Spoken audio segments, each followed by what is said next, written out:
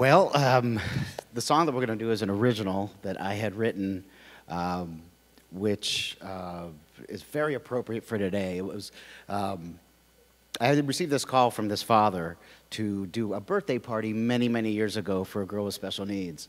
And he asked me to do her birthday. The interesting thing was her birthday was in Atlanta, and I thought, you're going to fly me all the way down to Atlanta to do a birthday song. And then he told me this girl who has special needs has no motor skills, no verbal skills, and they used my music to motivate her and help her walk to turn on my music. And to me, that was the most moving thing. I mean, I want people to sing my song, but if you have that kind of use for motivation, it was just thrilling. So on the plane back, as I'm in tears, I wrote this song about what does this little girl see when she looks in the mirror. Her best friend who has Down syndrome here in town, it was a wonderful, huge influence for me. What do they see when they look at each other?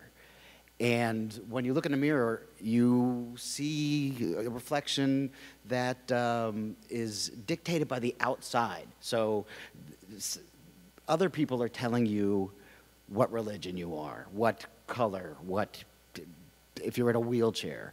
And I think we just lose that innocence and that purity of who we are, especially in a time like today that's so divisive. We just lose the innocence. So this song's called Keeping the Innocence.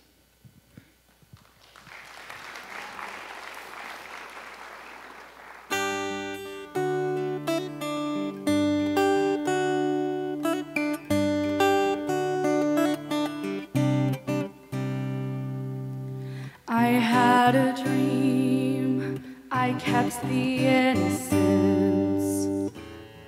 We are the ones that mold the clay, creating shapes for a better day.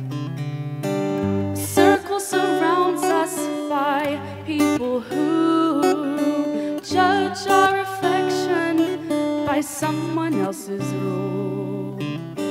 When you look in the mirror, what do you see? No color, belief, or disability. A reflection not caught in society's woes. You're simply watching a child grow. I had a dream, I kept the innocence. What can we learn to help us get along? Keeping our innocence from the need to belong. Stay who you are until the very end. When does your reflection stop being your best friend? When you look in the mirror, what do you see? No color, belief, or disability. A reflection not caught in society's woes. You're simply watching a child grow.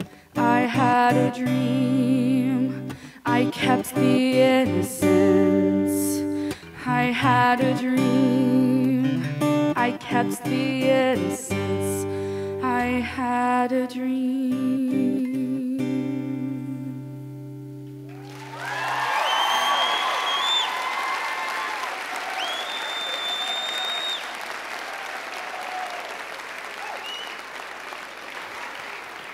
Awesome job, guys. Thank you both. So I have a couple questions for you, and then we can pass it on back to Ruth. So Maya, I know you're a senior. You're going to be graduating this spring. Will you share a little bit about your journey? I know it's been a very unique journey, and so share with us just a little bit. Well, my high school experience has been a lot different than a lot of people. At the beginning of my junior year, I came out as a proud transgender woman. Thank you. And I think it's definitely a lot different than a lot of people. I mean, not everyone does that, at least when they're in high school. So something I think that is really cool is that even though it's different than what a lot of people have gone through, we all have had one thing or multiple things that we've had to deal with while we've been in high school or college or work or anything, whether it be if you're LGBT or if you're having relationship troubles or family troubles, and it's something that influences the way that you see people and that you live your life, and I think that it's helped make me the person I am today. Thank you.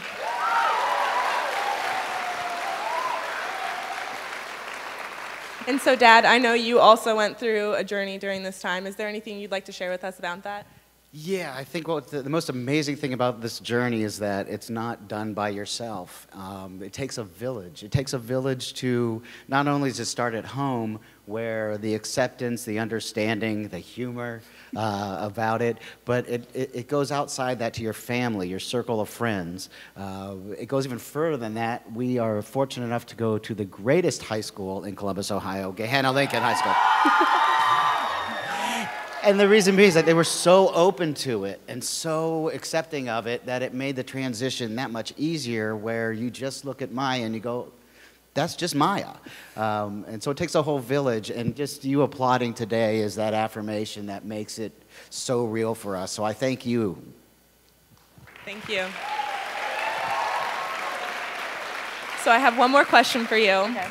You're here in a room full of your peers and more. Is there any last advice that you would like to leave with them? Well, for people that aren't going through something as interesting as the transition is, I mean, it's, it's definitely a lot. And one thing that I've learned and that I always try and tell my friends is don't be afraid to ask questions, and don't be afraid with any situation to speak up, because you never know what's going to happen, and you never know what challenges you're going to face. And I'm the kind of person where if anyone has any questions about anything, whether it be any LGBT issue, I always want to answer, because if I can cure one misconception about anything, then I can help someone else in the future. And so that's would be my advice to anyone. But if you're specifically going through something that isn't LGBT related, definitely just make sure you surround yourself with allies and surround yourself with people that you love, because you're going to need them. Thank you both. Thank you.